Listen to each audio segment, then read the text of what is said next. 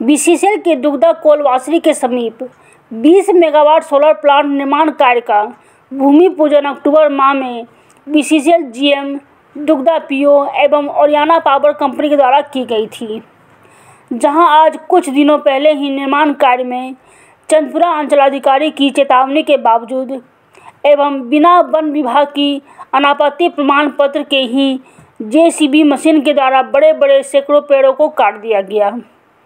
कटे हुए पेड़ के साक्ष्य को छिपाने के लिए प्रबंधन तथा सोलर कंपनी निर्माण कर रहे हैं। लोगों के द्वारा नीचे गड्ढा पर दफनाया गया एवं कुछ पेड़ों को जला भी दिया गया और जलावन के लिए गांव वाले लोग लेकर चले गए।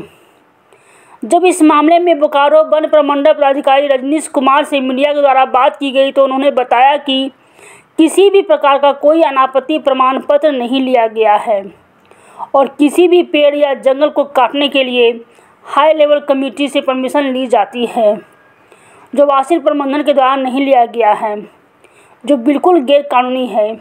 इस मामले में विभाग के द्वारा जांच उपरांत वन अधिनियम के तहत कार्रवाई की जा रही है।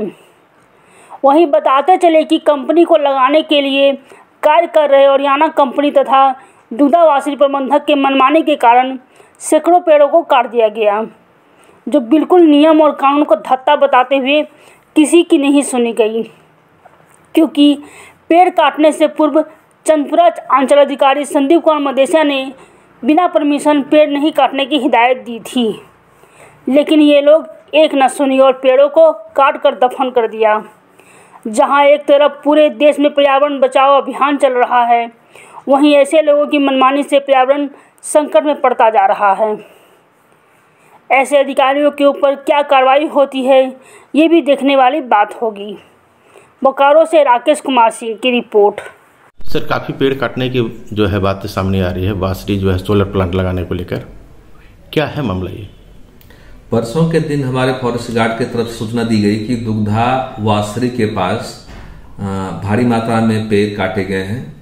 तो हमने इंक्वायरी करवाई कि पहले वो फॉरेस्ट लैंड है कि किसका लैंड है। लैंड दुग्धा के जो बीसीसीएल है उनके अधीनस्थ पाया गया है प्रथम दृष्टिया, लेकिन भारी मात्रा में पेड़ काटे जाने का कोई परमिशन नहीं लिया गया है। विकास के कार्यों के लिए वृक्ष पातन के लिए हाई पावर्ड कमेटी बनी हुई है। हाई पावर्ड कमेटी की अनुमति के बाद उनको पेड़ काटने की अनुमति दी जाती है, लेकिन प्रक्रिया में कोई प्रक्रिया नहीं पूरी की गई है। उनके द्वारा जो कहा भी गया है, ना तो उनके द्वारा पेड़ की संख्या बताई गई है, किस प्लॉट पे पेड़ काटना है, कितना पेड़ काटना है, कितनी संख्या में कब कहाँ पेड़ काटना है, ऐसी कोई सूचना नहीं दी गई है। एकमात्र पीछे हमने अभी जब देखा तो एक पत्र लिखा है कि हमको वृक्ष काटना है, कितने वृक्ष काटने हैं कोई संख्या नहीं, कहाँ काटने हैं, किस कार्य के लिए काटने हैं।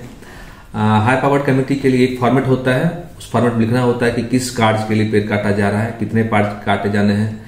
यहाँ तक कि पेड़ काटने के साथ साथ 7 इंच से कम पौधे का ट्रांसप्लांटेशन का भी आदेश दिया जाता है। अर्थात जरूरी नहीं कि सभी पेड़ काटे ही जाए, कुछ पेड़ को बचाने के लिए ट्रांसप्लांट भी किया जाता है। तो हमने फॉरेस्ट गार्ड से भी पूछा तो उसका कहना था कि नहीं, ये सब किसी भी प्रक्रिया मापदंड का पालन नहीं किया जा रहा है।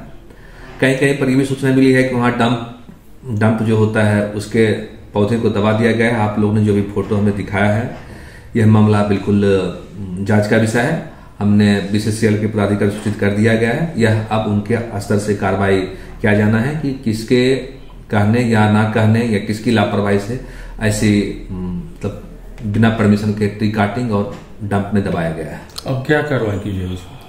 हम लोग बीसीसीएल को पत्र लिखे हैं। बीसीसीएल बताएंगे कि ऐसी लापरवाही किसके स्तर से क्यों की गई है, क्या वजह रही होंगी।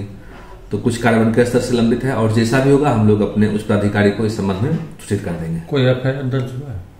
हमने फॉरेस्ट गार्ड को पूछा कि जब पूछा गया है तो शायद उनके द्वारा किया गया है। जो इलीगल ट्रांसपोर्ट किया जा रहा था, धारा 4142 जो IFA का है उसके तहत कार्रवाई की जा रही है।